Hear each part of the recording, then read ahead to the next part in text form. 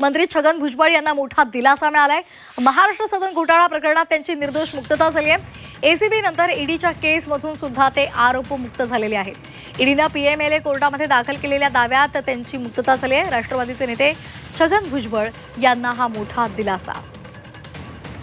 यावर एक नजर टाकूयात ग्राफिक्सच्या माध्यमातून।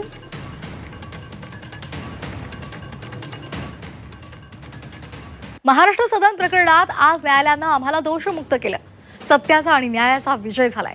गेल्या अनेक वर्षात आम्ही न्याय प्रक्रियेवर पूर्ण विश्वास ठेवून संयमानं वाट पाहिली।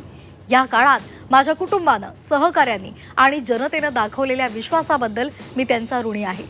यापुढील काळात अधिक जोमाने जनतेच्या सेवेसाठी आम्ही सगळेच काम करत राहू, अशी भावना, अशी प्रतिक्रिया छगन भुजबळांनी व्यक्त केली आहे।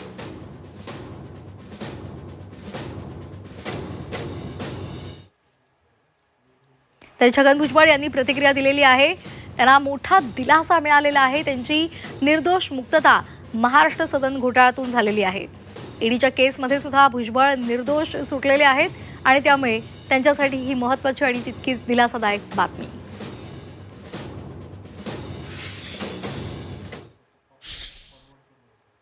छगन भुजबळ यांच्या विरोधामध्ये किती बोंबा मारल्या ती पहिली केस आहे। छगन भुजबळ 2.5 वर्ष जेलमध्ये राहिले, आमच्यासारखे लोकही राहिले।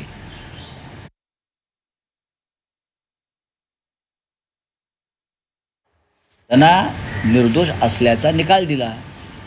याबद्दल या राज्याच्या गृह खात्यानं आणि ईडीनं प्रायश्चित घेतलं पाहिजे। जे जे भाजप सोबत आहेत त्या सर्वांना भविष्यात क्लीन चिटच मिळत जाणार, कारण भाजपची खूप पॉवरफुल मशीन आहे। ज्या मशीनमध्ये जे घुसतात ते स्वच्छ होऊन निघतात। हे आत्तापर्यंत प्रूव्ह झालेलं आहे आणि त्यामुळं यात काही नवीन आहे असं मला वाटत नाही। जे 2.5 वर्ष त्यांचे जेलात गेले त्याची भरपाई कशी होणार, त्याची जबाबदारी कुणाची असणार, जे आरोप करून ज्यांना टाकलंय त्यांची काही नैतिक जबाबदारी आहे की नाही यावरही जनता विचार करेल। चौकशी झाली, मुक्तता झाली। मग त्यांना जी 2 वर्षाची कारावास झाला होता तो खोटा होता।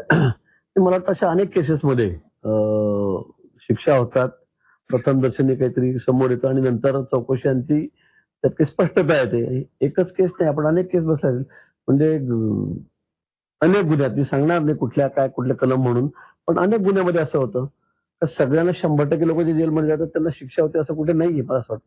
आणि म्हणून काही चौकशी आणती शेवटी काही निष्पन्न झालं नसेल आणि त्यामुळे त्यांची सुटका झालेली आहे।